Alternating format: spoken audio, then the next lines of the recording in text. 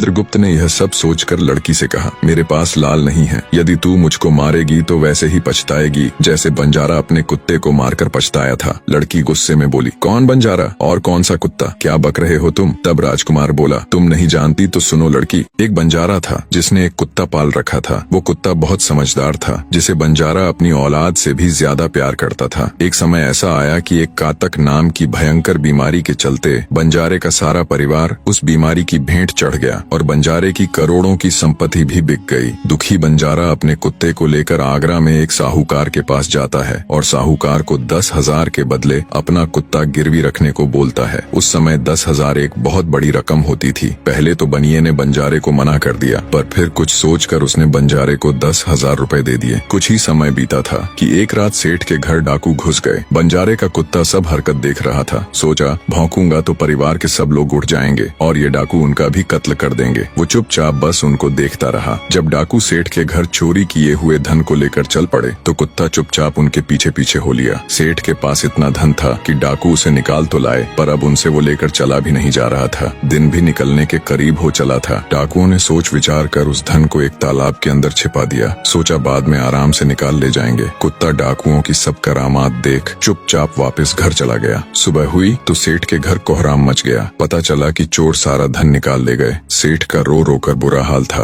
आसपास के लोग उसे दिलासा दे रहे थे। सेठ ने रोते रोते कहा, मैंने सुना था बंजारे का कुत्ता बहुत समझदार है, पर ये नमक हराम तो एक बार भौंका तक नहीं। तभी बंजारे का कुत्ता उस सेठ की धोती पकड़कर खींचने लगा। कुत्ते की हरकत देख पास खड़े एक समझदार व्यक्ति ने सेठ से कहा, सेठ जी, ये कुत्ता कुछ कहना चाहता है, हमें इसकी सुननी चाहिए। और सभी लोग कुत्ते के पीछे पीछे हो लिए। सबको लेकर कुत्ता उसी तालाब के पास पहुंच गया जहां रात को डाकुओं ने सारा धन छिपाया था और तालाब में घुसकर अशर्फियों से भरी थैली अपने मुंह में दबाकर बाहर आया। तुरंत सेठ के नौकर उस तालाब में कूद गए और चोरी किया हुआ सारा धन बरामद कर लिया। सब देख सेठ आंखों में अश्रु लिए कुत्ते से कहता है, मुझे माफ कर देना, मैंने तुम्हें बहुत बुरा भला कहा। सेठ ने वही कागज मंगवाया और बंजारे के नाम चिट्ठी लिखी, भाई बंजारे, तेरे कुत्ते ने मेरे 10,000 पूरे कर दिए। मैं तेरे कुत्ते को तेरे पास भेज रहा हूँ। अगर तुझे और भी 10, 20, 50,000 की जरूरत हो तो मेरे पास आकर ले जाना। इतने समझदार कुत्ते को मेरे पास छोड़ने के लिए तह दिल से तुम्हारा धन्यवाद। बनिया चिट्ठी कुत्ते के गले में टांग उसे नम आंखों से विदाई देता है। कुत्ता घूमता घूमता जब 4-5 दिन बाद बंजारे के पास पहुंचता है तो कुत्ते को आता देख बंजारे के तन बदन में आग लग जाती है। कहता है, मैं तुझे बनिए के पास गिरवी रख कर आया था और तू वहाँ से भाग आया। तूने मेरी बेइज्जती करवा दी। गुस्से में अंधा हुआ बंजारा तुरंत पिस्तौल निकाल कुत्ते को गोली मार देता है और सिर पकड़कर वहीं बैठ जाता है। कुछ देर बाद जब उसकी नजर कुत्ते के गले में टंगी हुई पर्ची पर पड़ी तब बंजारा वो पर्ची निकाल उसे पढ़ता है। पर्ची पढ़ते ही बंजारा फट पड़ता है। वो दहाड़े मार मार खून के आंसू रोता है। पर अब भला क्या हो सकता था। बंजारे की कहानी सुना महेंद्र गुप्त ठग की बेटी से कहता है, एक और कहानी सुनो लड़की।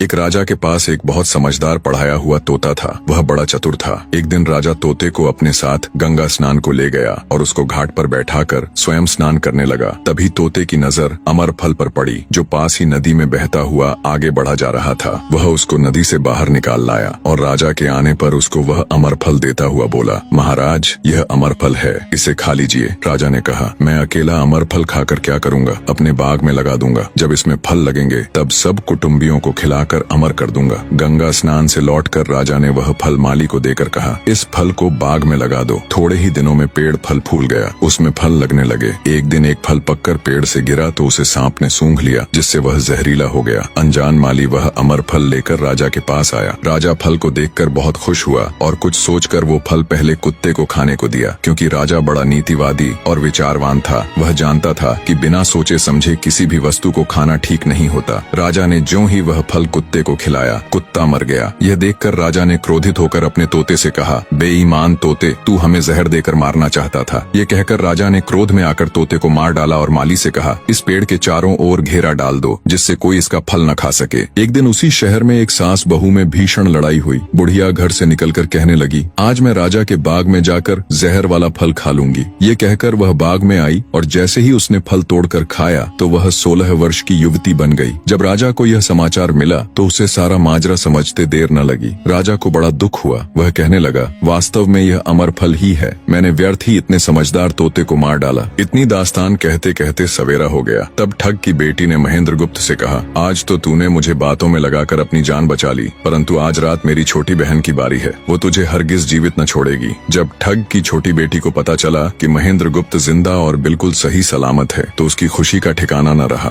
अपनी बहन को दिखाने के लिए ऊपरी मन से बोली, तुम निश्चित रहो बहन, मैं आज इससे लाल लिए बगैर छोड़ने वाली नहीं हूँ। दिन बीता और रात हुई। तब ठग की छोटी बेटी महेंद्रगुप्त के पास गई और बोली, भगवान का शुक्र है जो तुमने चालाकी से अपनी जान बचा ली। महेंद्रगुप्त बोला, तुम सब ऐसा क्यों करते हो? तब ठग की छोटी बेटी बोली, हमारी तो यही रीति है कि मेरे भाई और बाप मुसाफिरों को पकड़कर लाते हैं और हम बहनें अपनी चालाकी से उनसे माल हथिया कर उन्हें मार डालती हैं। फिर वह बोली, पर तुम चिंता मत करो, अब मेरी बारी है और मैं तो दिलो जान से तुम्हारी दासी हूँ। तुम्हें जैसा समझ पड़े वैसा ही करो। यह सुनकर महेंद्रगुप्त बोला, प्रिय, तुम भी मुझे देखते ही पसंद आ गई थी। दिल करता है कि हर पल तुम्हारे पास ही रहूं। तुम अपनी बड़ी बहन की तरह नहीं हो। तुम एक नेक दिल औरत हो। तुमसे मेरा कुछ भी छिपा हुआ नहीं है। उसकी बात सुनकर ठग की बेटी ने कहा, तुम कहते हो कि मुझसे कुछ भी छिपा नहीं है, तो फिर वे लाल कहाँ हैं? महेंद्रगुप्त ने कहा, वो चारों लाल मेरी जांघ में हैं। अगर तुम निकालना चाहो तो निकाल लो। राजकुमार की बात सुन ठग की छोटी बेटी बोली, प्यारे, वो लाल तुम्हें ही मुबारक हो। मैं तो तुम्हारी दासी हूँ, तुम्हारे दर्शनों की प्यासी हूँ। मुझे तुम्हारे सिवाय और कुछ नहीं चाहिए। ये सुन महेंद्रगुप्त बोला, जो कुछ तुमने कहा है वह तो सब ठीक है, लेकिन ये प्यार और प्रेम की बातें सब धरी रह जाएंगी जब हमारे शरीर में प्राण ही नहीं रहेंगे, क्योंकि जब तुम्हारे बाप और भाइयों को इसका पता लगेगा तो हम दोनों की खैर नहीं। तब ठग की बेटी बोली, तुम चिंता मत करो, मेरे पास इसका भी उपाय है। आज रात को सबके सोने के बाद हम यहाँ से भाग चलेंगे और कहीं बहुत दूर रहेंगे जहाँ कभी मेरे भाई और बाप पहुँच न सके। महेंद्रगुप्त बोला, पर ये सब होगा कैसे? बोली, यहाँ से निकलने का एक ही उपाय है। मेरे पिता के पास 2 ऊँटनियाँ हैं। उनमें से एक तो दिन भर में 60 कोस चलती है और दूसरी दिन भर में 100 कोस चलती है। तुम उनमें से बड़ी वाली को खोल लाना, तब तक मैं हम दोनों के लिए कुछ धन बांध कर रख लूंगी। जब आधी रात हुई तब महेंद्रगुप्त ऊँटनी को खोलने चला गया। महेंद्रगुप्त ऊँटनी ले तो आया, मगर जल्दबाजी के कारण वह बड़ी के स्थान पर छोटी को ले आया। ठग की बेटी बहुत सा माल लेकर ऊँटनी पर बैठ गई और दोनों चल दिए। ऊँटनी जब चलते चलते 60 कोस पहुंची तो जंगल में रुककर खड़ी हो गई। बीच जंगल में ऊँटनी को खड़ी देखकर महेंद्रगुप्त और ठग की बेटी के होश उड़ गए। ठग की बेटी बोली, अनर्थ हो गया। तुम रात के अंधेरे में बड़ी ऊँटनी की जगह छोटी को ले आए। मेरे पिता और भाई आते ही होंगे, वो हमें नहीं छोड़ेंगे। इधर जब सवेरा हुआ तो ठग ने देखा कि उसकी बेटी और मुसाफिर दोनों गायब हैं। उसने सोचा कि निसंदेह वह बदमाश मेरी बेटी को भगा ले गया है। तबेले में जाकर देखा तो पाया कि छोटी ऊँटनी गायब है और बड़ी वहीं है। सोचा ज्यादा दूर नहीं गए होंगे और ऊँटनी पर सवार होकर उसने उसे तेजी से दौड़ा दिया। थोड़ी ही देर में जंगल में उस स्थान पर जा पहुंचा जहां महेंद्रगुप्त और उसकी बेटी ठहरे थे। महेंद्रगुप्त ने जब उसको आते देखा तो बहुत घबराया और कहने लगा, देखो तुम्हारा पिता आ रहा है, अब उससे प्राण कैसे बचेंगे? लड़की ने कहा, घबराओ मत और जो मैं कहती हूँ उसे ध्यान से सुनो। जाओ, जाकर उस पेड़ पर चढ़ जाओ। जब मेरा बाप तुम्हें पकड़ने के लिए आएगा और पेड़ पर चढ़ेगा तो मैं चुपके से बड़े वाली ऊँटनी पर चढ़कर उसको तुम्हारी डाल के नीचे खड़ा कर दूंगी। तुम कूद कर उस पर बैठ जाना। इस प्रकार हम दोनों बचकर साफ निकल जाएंगे। यह सुनकर महेंद्रगुप्त तुरंत पेड़ पर चढ़ गया। तब तक ठग भी वहां आ पहुंचा। पिता को देख उसकी बेटी ने फंड करते हुए कहा, पिताजी, ये दुष्ट मुझे धोखे से यहाँ भगा लाया, आप इसे छोड़ना नहीं। ये सुन गुस्से से तिल मिलाया ठग महेंद्रगुप्त को पेड़ पर चढ़ा देखकर ऊँटनी से उतरा और उसे पकड़ने के लिए पेड़ पर चढ़ने लगा। बाप के ऊँटनी से उतरते ही मौका देख ठग की बेटी ऊँटनी पर चढ़कर उसे महेंद्रगुप्त की डाल के नीचे पेड़ के पास ले आई। महेंद्रगुप्त तुरंत कूदकर उस पर बैठ गया। महेंद्रगुप्त के बैठते ही ठग की बेटी ने ऊँटनी को दौड़ा दिया। ठग हाथ देखता रह गया। ठग की बेटी और महेंद्रगुप्त कई दिनों का रास्ता तय कर एक शहर में पहुंचे और दोनों वहीं बस गए। वहां महेंद्रगुप्त ठग की बेटी के साथ आराम से दिन गुजारता रहा और जब उसके देश निकाले की अवधि पूरी हो गई तब वह उसको लेकर अपने राज्य चला गया और उसके साथ शादी कर हंसता खेलता जीवन व्यतीत किया।